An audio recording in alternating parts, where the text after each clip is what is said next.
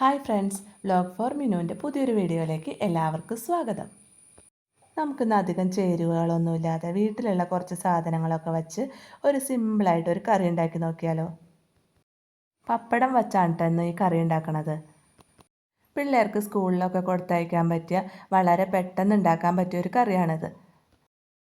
അപ്പോൾ നമുക്ക് നോക്കാം എങ്ങനെ ഈ കറി ഉണ്ടാക്കണതെന്ന്. അപ്പോൾ അതിനായിട്ട് ഞാൻ 3 സബോള എടുത്തിട്ടുണ്ട്. പിന്നെ മെയിനായിട്ട് വേണ്ടത് പപ്പടമാണ്. അപ്പോൾ പപ്പടം എടുത്തിട്ടുണ്ട് കേട്ടോ. ഇനി നമുക്ക് സബോള തൊലിയൊക്കെ കളഞ്ഞ് നീളത്തിൽ അരിഞ്ഞെടുക്കാം. അപ്പോൾ ഞാനിവിടെ സബോളയൊക്കെ നീളത്തിൽ അരിഞ്ഞെടുത്തിട്ടുണ്ട്. ഇനി ഒരു ചട്ടി അടുപ്പത്ത് വെച്ച് കൊടുക്കാം. അതിൽ ആവശ്യത്തിന് വെളിച്ചെണ്ണ ഒഴിച്ച് കൊടുക്കാം.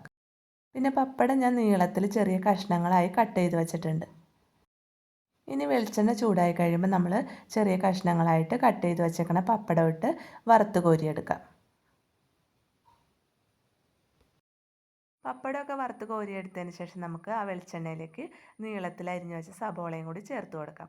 സബോള ചേർത്ത് നല്ലോണം വഴറ്റിയെടുക്കാം. സബോളയൊക്കെ ഒന്ന് നല്ലോണം വാടി വരണ വരെ വഴറ്റിയെടുക്കാം. ഇനി നമുക്കതിലേക്ക് ആവശ്യത്തിനുള്ള പൊടികളെടുക്കാം.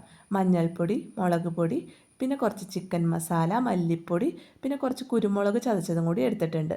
സബോളയൊക്കെ വഴറ്റി വന്നു കഴിയുമ്പോൾ പൊടികൾ ചേർത്ത് കൊടുക്കാം. പൊടികൾ ചേർത്ത് നല്ലോണം ഇളക്കി യോജിപ്പിച്ചെടുക്കാം. അതിന് ശേഷം പൊടികളുടെ പച്ചമണമൊക്കെ മാറിക്കഴിയുമ്പോൾ നമുക്ക് കുറച്ച് വെള്ളം ഒഴിച്ച് കൊടുക്കാം. ആവശ്യത്തിന് വെള്ളം ഒഴിച്ച് കുറച്ച് ഉപ്പും ചേർത്ത് നല്ലോണം തിളപ്പിച്ചെടുക്കാം. കറി നല്ലോണം തിളച്ച് കഴിയുമ്പോൾ നമുക്ക് വറുത്ത് കോരി വച്ചേക്കണം പപ്പടം കൂടി ചേർത്ത് നല്ലോണം മിക്സ് ചെയ്തെടുക്കാം. ഇനി ഒരു 10 മിനിറ്റോളം നമുക്ക് കറി നല്ലോണം തിളപ്പിച്ചെടുക്കണം. ആ പപ്പടത്തിലേക്ക് ആ മസാലയും എല്ലാം നല്ലോണം ചേർന്ന് കിട്ടാൻ വേണ്ടിയിട്ട് ഒരു 10 മിനിറ്റോളം നമുക്ക് കറി തിളപ്പിച്ചെടുക്കാം.